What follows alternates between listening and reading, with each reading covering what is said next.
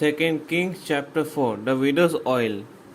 The wife of a man from the company of the prophets cried out to Elisha, "Your servant my husband is dead, and you know that he revered the Lord. But now his creditor is coming to take my 2 boys as his slaves."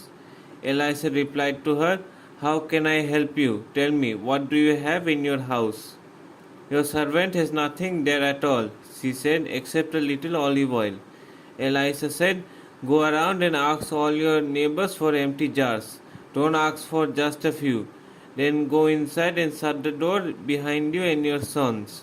Pour oil into all the jars, and as each is filled, put it to one side." She left him and shut the door behind her and her sons. They brought the jars to her, and she kept pouring. When all the jars were full, she said to her son, "Bring me another one." But he replied, "There is not a jar left." Then the oil stopped flowing. She went and told the man of God, and he said, "Go, sell the oil and pay your debts. You and your sons can live on what is left." The Shunammite sons restored to life.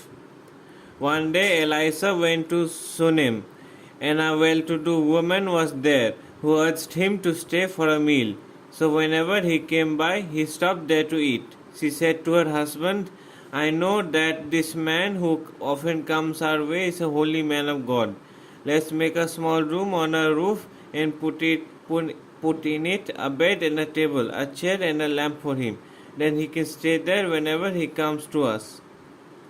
One day when Elisha came, he went up to his room and lay down there. He said to his servant Gehazi, "Call the Shunammite." So he called her, and she stood before him. Elisha said to him, "Tell her, you have gone to all this trouble for us. Now, what can be done for you? Can we speak on your behalf to the king or the commander of the army?" She replied, "I have a home among my own people." "What can be done for her?" Elisha asked. Gehazi said, "She has no son, and her husband is old." Then Elisha said, "Call her." So he called her, and she stood in the doorway. About this time next year, Elisha said, "You will hold a son in your arms." "No, my lord," she objected. "Please, man of God, don't mislead your servant." But the woman became pregnant, and the next year, about that same time, she gave birth to a son, just as Elisha had told her. The child grew, and one day he went out to his father, who was with the reapers. He said to his father, "My head, my head." His father told the servant, "Carry him to his mother." After the servant had lifted him up and carried him to his mother, the boy sat on her lap until noon, and then he died. She went up and laid him on the bed of the man of God, then shut the door and went out. She called her husband and said, "Please send me one of the servants and a donkey so I can go to the man of God quickly and return." "Why go to him today?" he asked. "It's not the new moon on the Sabbath." "That's all right," she said. She saddled the donkey and said to her servant, "Lead on. Don't slow down for me unless I tell you." So she set out and came to the man of God at Mount Carmel. When he saw her in the distance, the man of God said to his servant Gehazi, "Look, there's the Shunammite. Run to meet her and ask her, 'Are you all right? Is your husband all right? Is your child all right?'" "Everything is all right," she said. When she reached the man of God at the mountain, she took hold of his feet. Gehazi came over to push her away, but the man of God said, "Leave her alone. She is in bitter distress, but the Lord has hidden it from me and has not told me why." "Did I ask you for a son, my Lord?" she said. "Didn't I tell you, don't raise my hopes?" Elisha said to Gehazi, "Tuck your cloak into your belt, take my staff in your hand, and run. Don't greet anyone you answer, and if anyone greets you, do not answer. Lay my staff on the boy's face." But the child's mother said, "As surely as the Lord lives and as you live, I will not leave you." So he got up and followed her. Gehazi went on ahead and laid the staff on the boy's face, but there was no sound or response. So Gehazi went back to meet Elisha and told him, "The boy has not awakened." When Elisha reached the house, there was the boy lying dead on his couch. He went in, shut the door on, the two of them, and prayed to the Lord. Then he got on the bed and lay on the boy, mouth to mouth, eyes to eyes, hands to hands. As he stretched himself out on him, the boy's body grew warm. Eliza turned away and walked back and forth in the room, and then got on the bed and stretched out on him once more. The boy sneezed 7 times and opened his eyes. Elisha summoned Gehazi and said, "Call the Shunammite," and he did. When she came, he said, "Take your son." She came in, fell at his feet, and bowed to the ground. Then she took her son and went out. Death in the pot. Elisha returned to Gilgal, and there was a famine in that region. While the company of the prophets was meeting with him, he said to his servant, "Put on the large pot and cook some stew for this company." One of them went out into the fields to gather herbs and found a wild vine. He gathered some of its gourds and filled the fold of his cloak.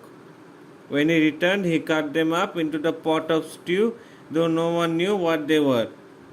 The stew was poured out for the men, but as they began to eat it, they cried out, "Man of God, there is death in the pot," and they could not eat it.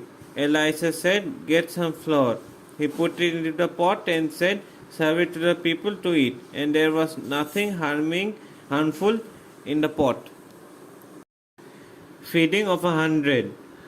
A man came from Baal Salihah, bringing the man of God 20 loaves of barley bread baked from the first ripe grain, along with some heads of new grain.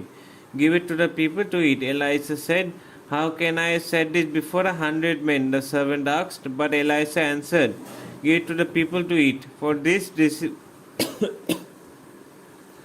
this is what the Lord says. They will eat and have some left over." Then he set it before them, and they ate and had some left over according to the word of the Lord. 2 Kings chapter 5. Naaman healed of leprosy. Now Naaman was commander of the army of the king of Aram.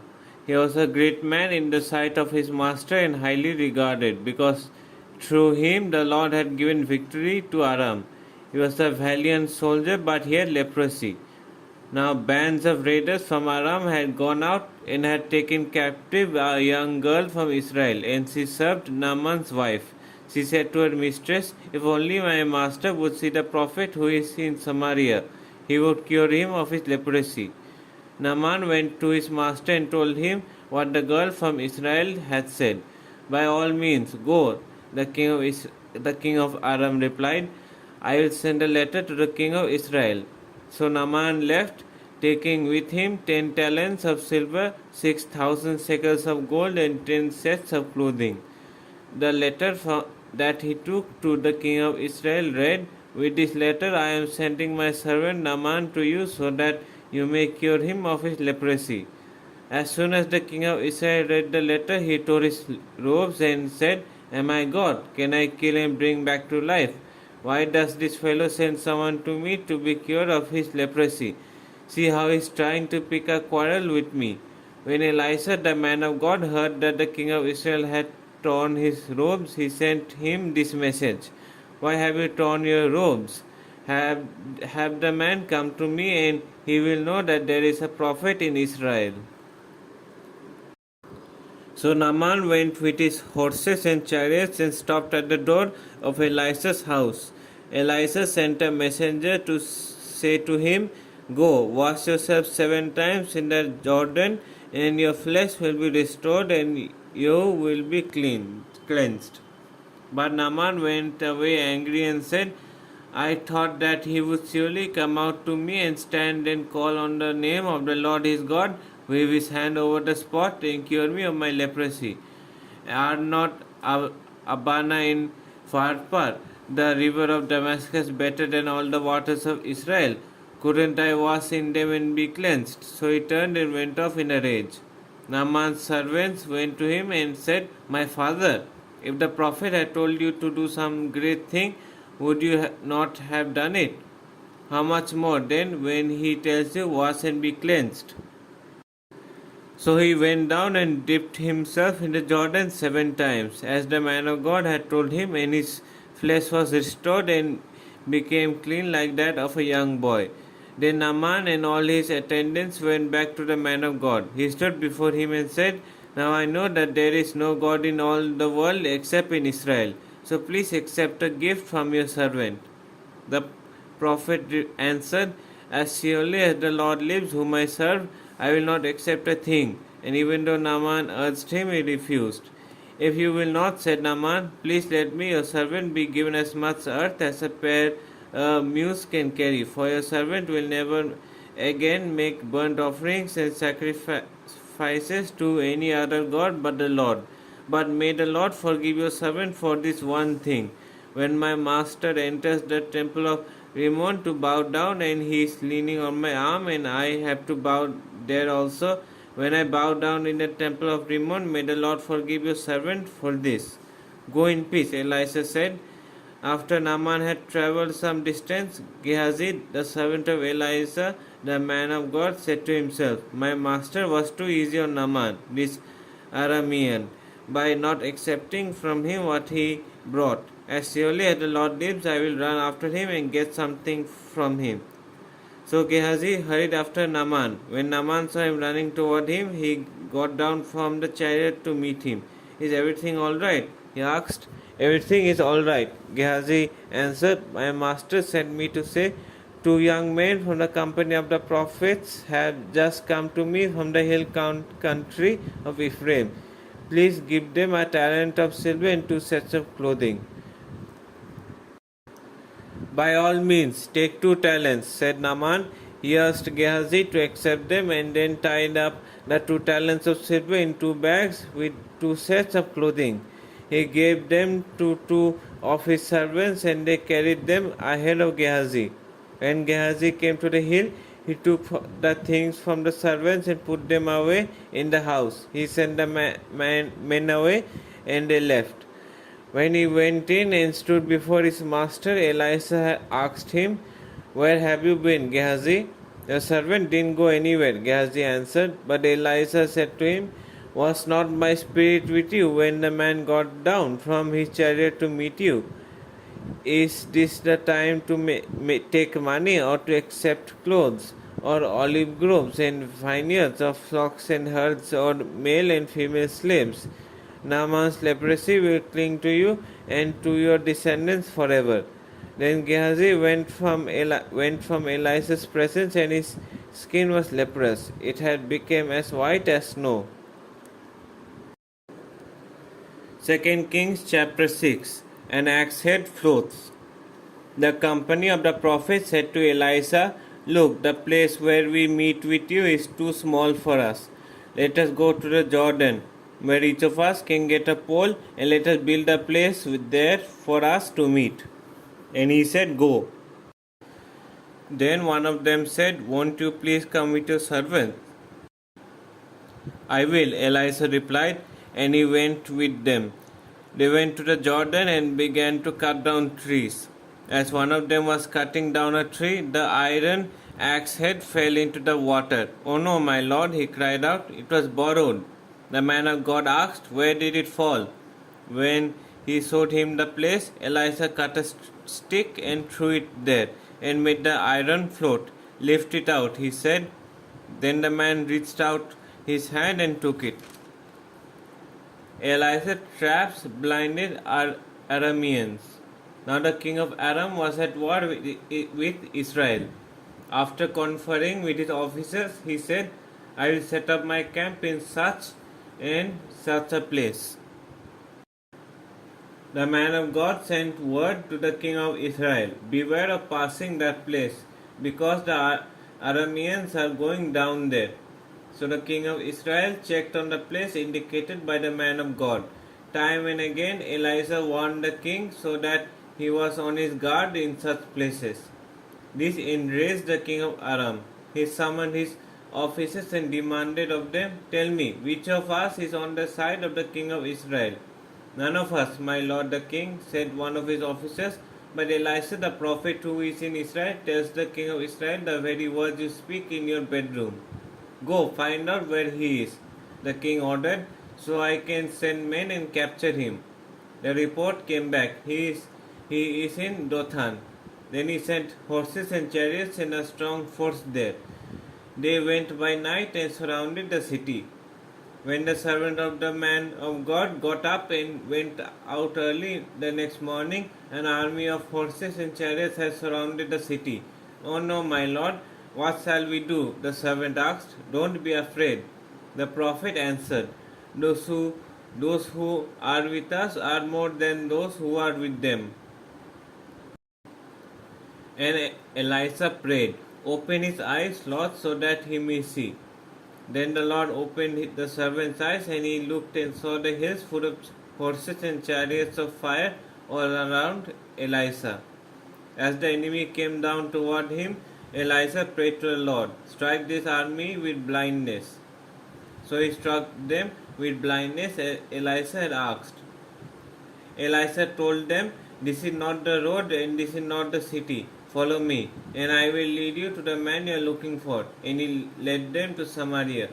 After they entered the city, Elisha said, "Lord, open the eyes of these men so they can see." Then the Lord opened their eyes, and they looked, and there they were inside Samaria. When the king of Israel saw them, he asked Elisha, "Shall I kill them, my father? Shall I kill them?" "Do not kill them," he answered. "Would you kill those who have captured with your own sword or bow? Set food and water before them, so that they may eat and drink and then go back to their master." So he prepared a great feast for them, and after they had finished eating and drinking, he sent them away, and they returned to their master. So the bands from Aram stopped raiding Israel's territory. Famine in besieged Samaria. Sometime later, Ben-Hadad, king of Aram, mobilized his entire army and marched up and laid siege to Samaria. There is a great famine in the city. The siege lasted so long that a donkey's head sold for 80 shekels of silver and a quarter of a cab of siege pods for 5 shekels. As the king of Israel was passing by on the wall, a woman cried to him, "Help me, my lord the king." The king replied, "If the Lord does not help you, where can I get help for you? From the threshing floor, from the winepress?" Then he asked her, "What's the matter?" She answered, This woman said to me, 'Give up your son so we may eat him today, and tomorrow we'll eat my son.' So we cooked my son and ate him. Next day I said to her, 'Give up your son so we may eat him,' but she had hidden him." When the king heard the woman's words, he tore his robes. As he went along the wall, the people looked, and they saw that under his robes he had sackcloth on his body. He said, "May God deal with me, be it ever so severely, if the head of Elisha son of Shaphat remains on his shoulders today." Now Elisha was sitting in his house, and the elders were sitting with him. The king sent a messenger ahead, but before he arrived, Elisha said to the other elders, "Don't you see how this murderer is sending someone to cut off my head? Look, when the messenger comes, shut the door and hold it shut against him. Is not the sound of his master's footsteps behind him?" While he is still talking to them, the messenger came down to him. The king said, "This disaster is from the Lord. Why should I wait for the Lord any longer?"